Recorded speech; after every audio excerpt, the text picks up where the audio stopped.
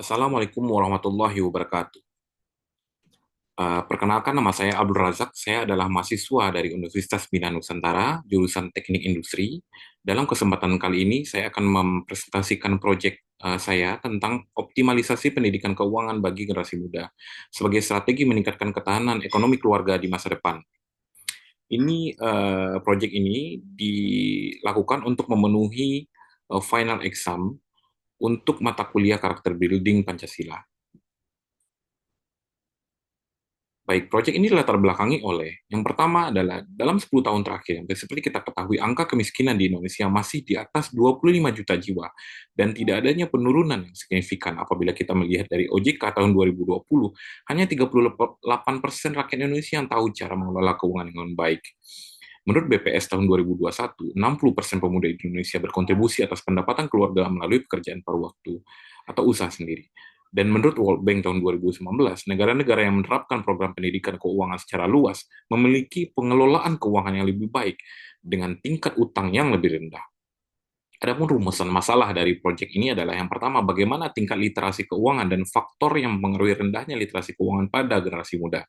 Kemudian bagaimana peran pendidikan keuangan dalam meningkatkan pengelolaan keuangan keluarga, dan apa saja strategi efektif dalam meningkatkan literasi keuangan secara formal atau non-formal bagi generasi muda.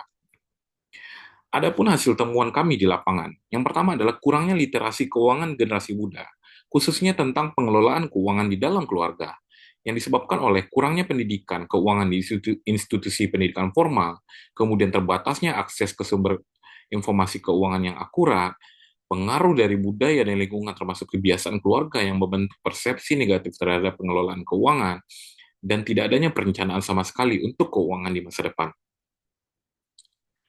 Hasil lain, temuan di lapangan kita juga terlihat di masyarakat itu sendiri, yaitu perilaku dan gaya hidup yang konsumtif dan impulsif.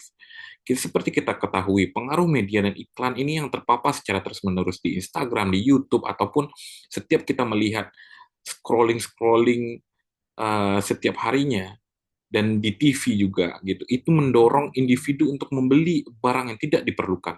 Kemudian budaya-budaya konsumtif ini yang mengedepankan simbol status di dalam masyarakat. Pembelian mobil, pembelian rumah yang secepatnya, dan promosi-promosi dari marketing-marketing sehingga tidak tahan untuk memperlihatkan status kita di masyarakat, padahal kita sendiri tidak punya keuangan yang matang setiap bulannya. Kemudian kurangnya kontrol diri kita dalam mengendalikan keinginan untuk membeli secara impulsif tanpa pertimbangan yang matang. Jadi harusnya punya tujuan yang cukup dalam mengeluarkan uang yang mau kita konsumsi. Kemudian solusi yang kami tawarkan adalah, yang pertama, pendidikan keuangan sejak dini. Kita perlu mengintegrasikan kurikulum dan dengan memasukkan materi literasi keuangan ini ke dalam mata pelajaran relevan di sekolah. Selain itu, kita juga melakukan pelatihan dan workshop. Kita bisa menyelenggarakan seminar atau pelatihan yang fokus pada pengelolaan keuangan yang praktis bagi generasi muda. Selain itu, kita juga bisa memanfaatkan teknologi digital, mengembangkan aplikasi untuk memfasilitasi pembelajaran yang mandiri tentang literasi tentang keuangan. Kemudian kita juga bisa mengkolaborasi dengan lembaga keuangan, bekerja sama dengan bank atau institusi-institusi keuangan lain dalam menyediakan program-program dan simulasi keuangan bagi generasi muda. Selain itu, kita juga bisa melakukan kampanye-kampanye sosial media. Kita bisa melakukan konten-konten yang edukatif, yang menarik, sehingga dapat meningkatkan kesadaran dan mengubah perilaku di dalam masyarakat. Baik, refleksi pribadi sendiri di proyek ini adalah, sebenarnya saya itu berada di lingkungan yang memiliki kemampuan ekonomi yang menengah ke bawah. Dan di sini banyak sekali keluarga muda yang belum memahami pentingnya gimana sih merencanakan keluarga di masa depan. Banyak banget keluarga di sini yang tidak memiliki pengetahuan bagaimana sebenarnya mengelola keuangan, menabung, dan berinvestasi dengan baik.